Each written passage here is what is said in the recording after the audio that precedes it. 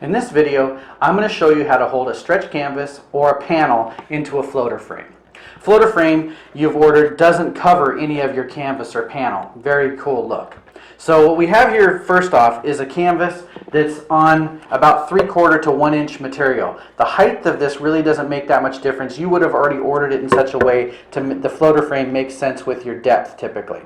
So under most circumstances, when you put this thing inside it, the canvas inside of the frame, you're going to have some distance around the outside and you want that to be equal. So you can take the box that we sent the packaging of the frame in and cut it up into some little pieces to give yourself some spacers.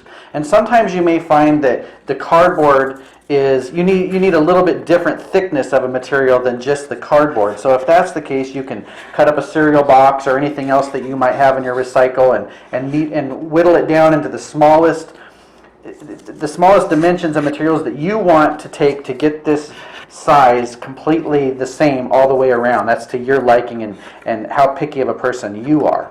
So basically, I get all those in there like that to where I'm even, and then I'm going to tip them all down.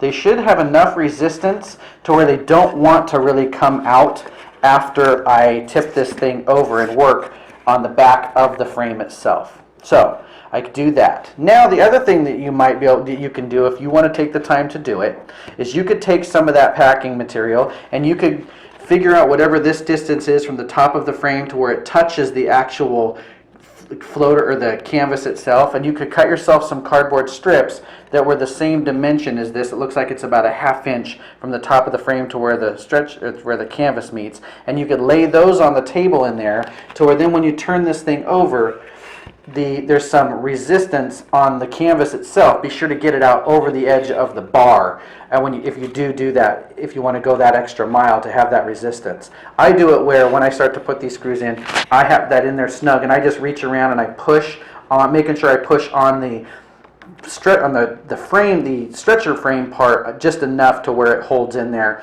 and I'm not going to push it down. So anyway, we have drilled the floater frame out with holes. Depending on the size, you may have multiples on one side. On a small piece like this, I only have 4 holes. So we've given you screws. Now these screws we've given you are 5/8 of an inch. So you always want to think that this has been countersunk just a little bit for you, but you want to make sure you have enough meat here within your stretcher bar that this screw does not go out the front of the canvas. Not a good idea. So anyway, drop that in the hole there. And then like I said, I'm going to reach around and just apply a little bit of pressure, and I'm going to put the screw in. I can feel it as it just starts to suck up. I'm not going to pull up really, really hard on that. I'm going to move it around, and I'm going to do all 4 of them to where I feel that, to where I'm not putting a ton of pressure holding this stretcher bar into this frame yet. Just to where I start to feel it kind of move up. And I'm going to do all 4 of them, or 6 of them, or 8 of them, or 12 of them, or whatever you have in that same fashion.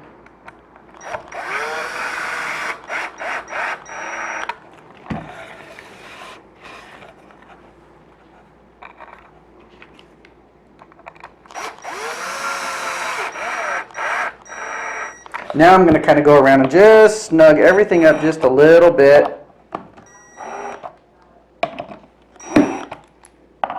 And voila, that is completely held in there. Flip it back around, get something sharp but within reason, and be careful not to scar your canvas or your frame, and get those cardboard pieces out of there.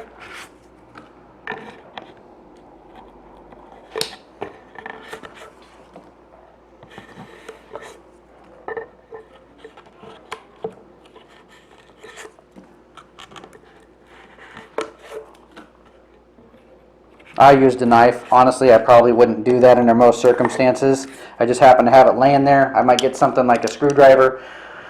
Don't want to cut myself or whatever. And there it is, all held in, totally ready to go. Hang it up, put the hardware kit on the back if you ordered it, so you can hang it on the wall. Now I'm going to show you how to do a panel. If you had something really thin, that if you put a screw in from the back of that frame, it would completely go through the width of this and the screw would poke out. Don't want to do that. So in that case, we may or may not have even drilled holes in this, because if you told us that you were doing a 1/4 inch panel, we won't drill holes in there because we know that you're going to have to do it a different way, because you won't be able to drill basically into your panel. So if that's the case, we would have given you this sticky tape, basically. So it came right off of there because I'd already used it once. But basically it's sticky on both sides. You put it inside of the frame in different areas. And I'm only going to do 2 just to show you this on this tutorial, but you could put multiples depending on if you had a great big frame. You could put it in little pieces and put it all around.